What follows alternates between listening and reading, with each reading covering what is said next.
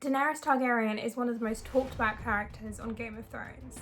Her story arc in Series 8 has been controversial, to say the least, and a year of mourning has passed for a show that we once loved, and I'm ready to talk about it. And as my fellow book snobs know, that's not what really happens. George R.R. Martin, the author of the Song of Ice and Fire series, has talked about his various historical inspirations for different characters and plot points in his books, but he stayed relatively silent on everyone's favourite violet-eyed princess. So today I'm going to talk about some of her potential historical inspirations and what this means for her story arc in A Winds of Winter and moving forward into A Dream of Spring. Comparing Dany to King Henry VII is an obvious comparison. Both are exiled heirs of deposed dynasties who are coming back to take back their throne. After the death of Henry VI and his son, Henry Tudor had one of the strongest Lancastrian claims to the throne through his mother, Lady Margaret Beaufort, who was a descendant of King Edward III. After the Yorkist King Edward IV took the throne at the Battle of Tewkesbury in 1471, Henry Tudor fled to Brittany, where he was sort of looked after by the Duke. Henry lived in exile there with other Lancastrians, including his uncle Jasper Tudor. Henry is preparing himself, buying French mercenaries, working, waiting for the right time to strike. In the same way, Dany is surrounded by her advisors and she is building up this army in order to go home and take the throne. She had also fled to Essos after Robert Baratheon usurped the throne from her father, and a lot of her family was killed. And she was protected by powerful people, including Illyrio.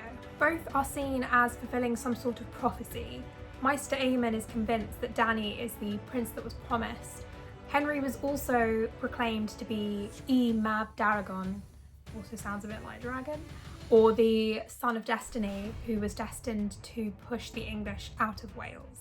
Of course, we're waiting for another big comparison, Dany's return to Westeros with her army, as Henry Tudor did in 1485. He landed in Wales and moved his way through Wales into England, collecting up supporters as he went until he finally defeated Richard III at the Battle of Bosworth.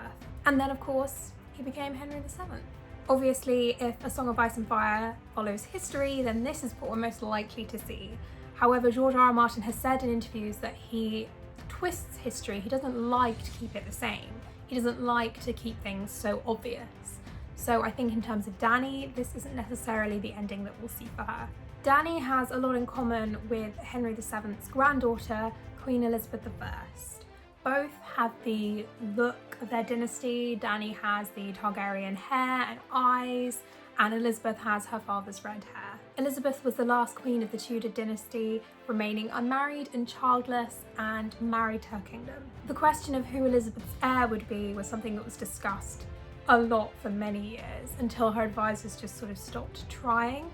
This kind of happened with Dany. There was a little bit of it in season 6 and season 7, a lot of it.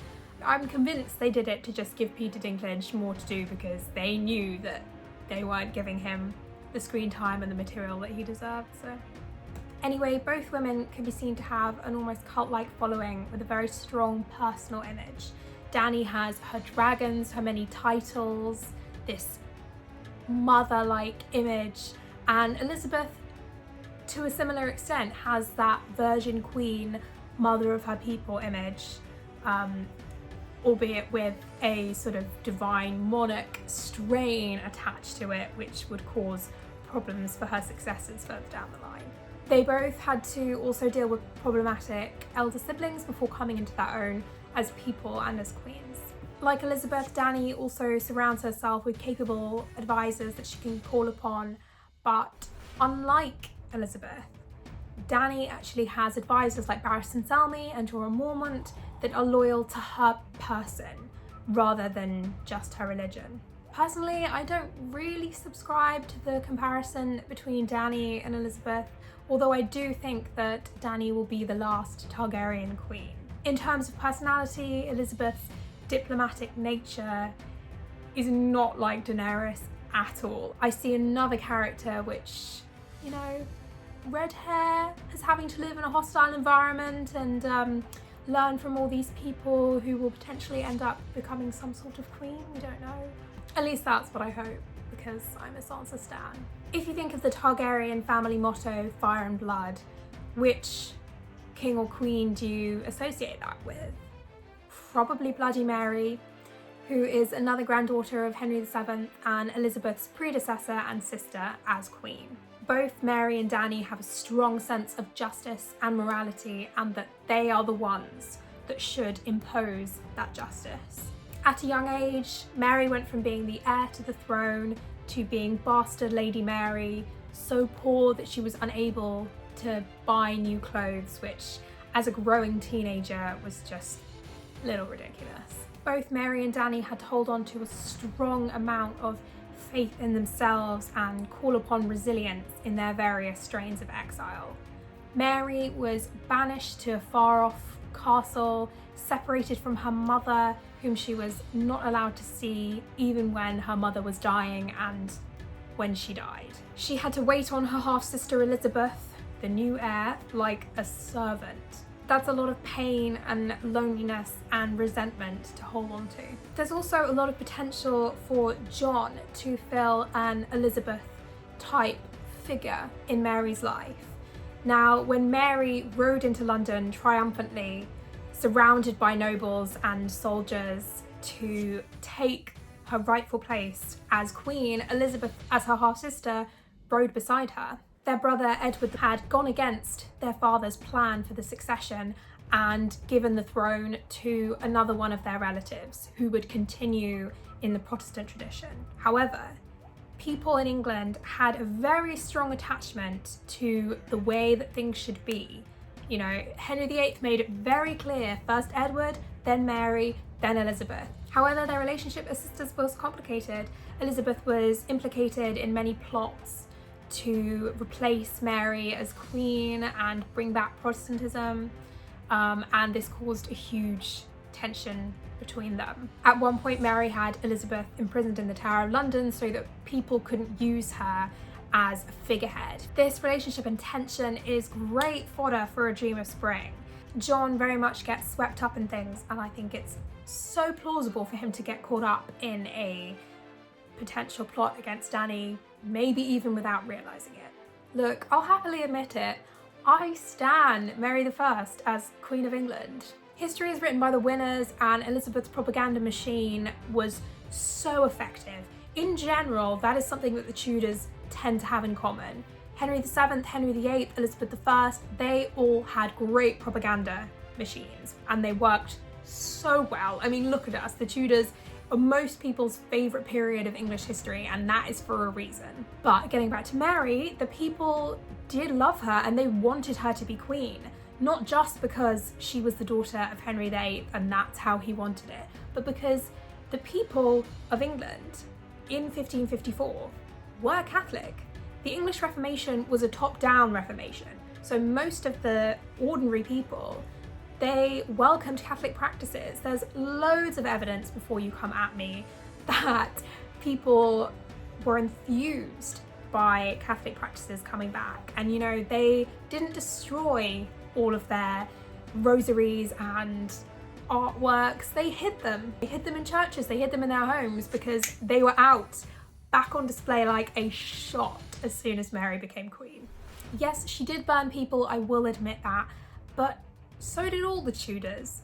And actually, if you compare the number of deaths per year of all the different Tudors, Henry VIII, I think, 50 to 70,000 people he killed in his 38-year reign, I think. And Mary is something like 200 to 300 in 4 years.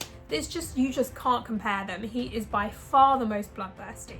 And Elizabeth was no saint either, except she killed people for treason rather than heresy, to make it not look like a religious thing. I like this comparison. Their personalities match up well, the circumstances of their birth and their different forms of exile. I think if you combine Mary and Henry VII, that's looking the best comparison so far.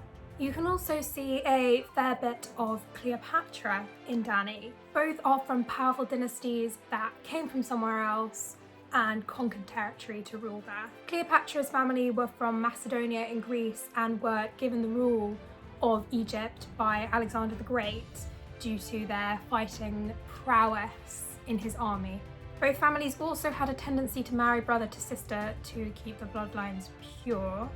Both Cleopatra and Dany had fathers who were notoriously cruel to their subjects, and both had hands in their brothers' deaths. The aesthetic of Slaver's Bay, especially Marine, has been sort of made to look almost like Egypt. And maybe the biggest clue to Dany's future, when she was 21, Cleopatra raised an army and, along with help from other foreign rulers, restored herself to the throne of Egypt after she was deposed. No doubt George R.R. Martin borrowed from all of these people when coming up with the character of Daenerys and her story arc. My prediction for what all this means for Dany in the final 2 books, I think the person who's on the throne at the end of the series, the television series, is likely to be on the throne at the end of the books, although this might change. I see Mary's arc as the one that's most likely to play out for Dany. I think she's going to make it to the throne, and I think she's not going to stay there necessarily. It's storytelling lesson number 1. If you have 2 conflicts, you put the highest stakes one second, because you always have to be building that tension. So I think it's extremely likely that Dany is going to be on the throne when the battle against the White Walkers happens, and whether or not she survives that battle is going to be another story, but she's definitely going to make it there in my opinion. I'm going to leave a link in the description to someone who has rewritten Game of Thrones Series 8 in the way that they would have done it, which I think is really great and I would love to see play out. Thanks for watching. If you made it all the way to the end of the video, let me know by giving me a little thumbs up. This video was really fun to make because it sort of let me combine my 2 loves of the past and of fiction. Do let me know what arc you would like to see play out for Dany, whether you think she should be queen at the end or not. Do let me know. Happy reading!